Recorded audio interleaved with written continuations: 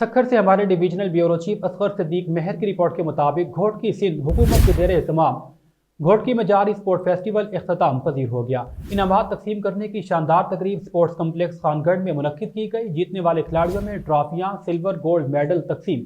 اختتامی تقریب میں صوبائی وزیر کھیل سردار محمد بخش مہر اور secretary sports Abdul Aleem Lashari, deputy director sports Mir Muhammad نے خصوصی شرکت کی۔ 3000 سے زائد گرلز اور مرد دیہی علاقہ جات سے شریک ہوئے۔ کامیاب ٹیموں میں انعامات تقسیم کرنے کے حوالے سے یہ تقریب منعقد کی گئی۔ 30 ٹرافیاں اور 600 سے زائد سلور اینڈ گولڈ میڈل تقسیم کیے گئے۔ مقابلہ جات میں خواتین کرکٹ، تھرو بال، فٹ سال، ہاکی، کوٹی کوٹی اور دیگر 15 سے زائد کھیل شامل تھے۔ آئی بی ایس سکھر کی ویمن کرکٹ اور تھرو بال میں رنر اور ونر کی ٹرافی سمیت 21 سلور گولڈ میڈل اپنے نام کیے۔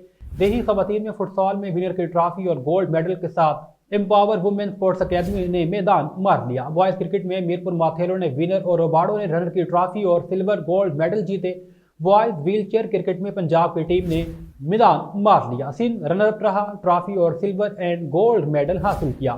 اس موقع پر فیسٹیول کی اختتامی تقریب سے خطاب میں صوبائی وزیر کھیل سردار محمد بخش خان مہر نے کہا، دیہی علاقہ جات میں سپورٹس کے ایونٹ منعقد کروانے سے ٹیلنٹ سامنے آئے گا۔